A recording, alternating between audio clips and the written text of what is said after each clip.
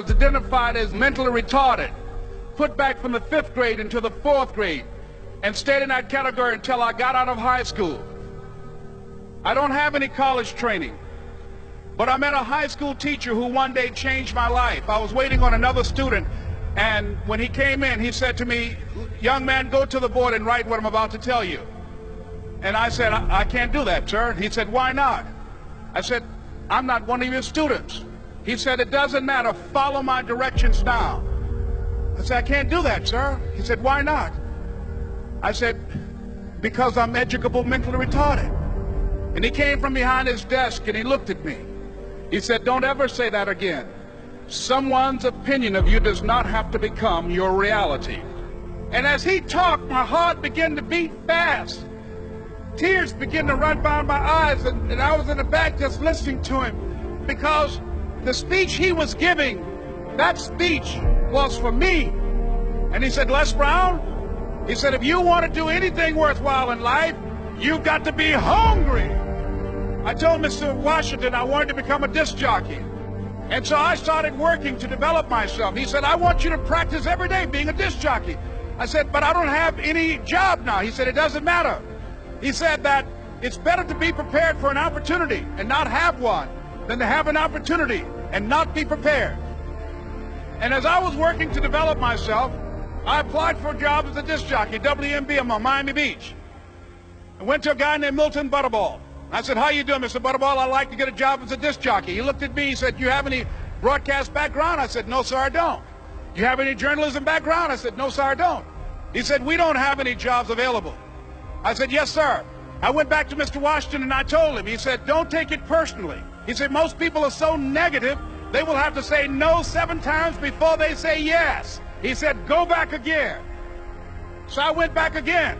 I said, "How you doing, Mr. Butterball? My name is Les Brown." He said, "I know what your name is. What do you want?" I said, "I'd like to know whether or not you have any jobs for disc jockey, sir."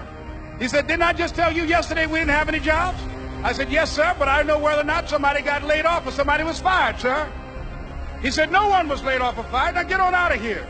I came back the next day like I was seeing him for the first time. I said, "Hello, Mr. Butterball, how are you?"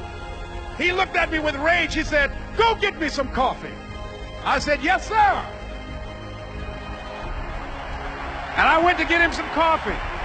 After a while, I would get their lunch and dinner, and I would go in the control rooms and take the disc jockeys their food, and I would not leave until they would ask me to leave. One Saturday afternoon, while I was at the radio station, a guy named Rock was drinking while he was on the air. I was the only one there, looking at him through the control room windows, walking back and forth, young, ready, and hungry. Pretty soon the phone rang, and it was the general manager. And I answered the phone. I said, "Hello?" He said, "Les, this is Mr. Klein." I said, "I know." He said, "Rock can't finish his program." I said, "I know." He said, "Would you call one of the other DJs in?" I said, "Yes, sir." I hung the phone up. I said, "Now he must think I'm crazy." I called my mom and my girlfriend, Cassandra. I said, "Y'all turn up the radio and come out on the front porch. I'm about to come on the air." I waited for about 20 minutes, and I called him back. I said, "Mr. Klein, I can't find nobody." He said, "Young boy, do you know how to work the controls?" I said, "Yes, sir." He said, "Go in there and don't say nothing here." I said, "Yes, sir."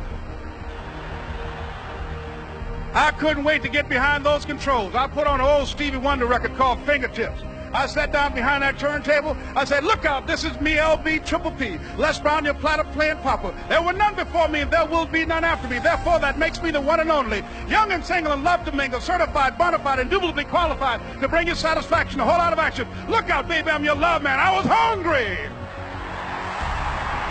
I was hungry. You got to be hungry. Begin to know that you have greatness within you.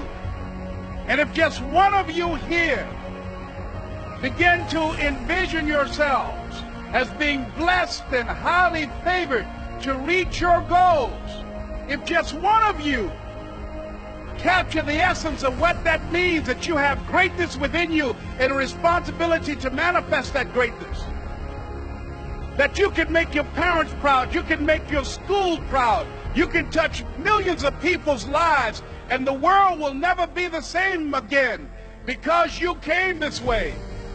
It was hard, ladies and gentlemen, coming to speak to people. And I was facing financial difficulties in my own life. I was behind on my bills and my dreams, and I'm saying to them, you can live your dream. It was hard, ladies and gentlemen. It was very difficult to pick myself up each day believing that I could do it. There were times that I doubted myself. I used to ask myself, can I do this? And something said within me, you're the one. Don't give up on your dream.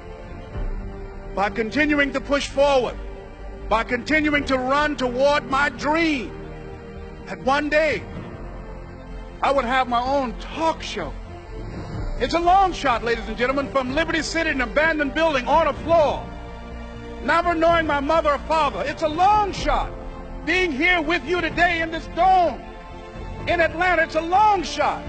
No college training, labeled educable, mentally retarded, but I kept running toward my dream. Don't stop. Don't stop running toward your dream.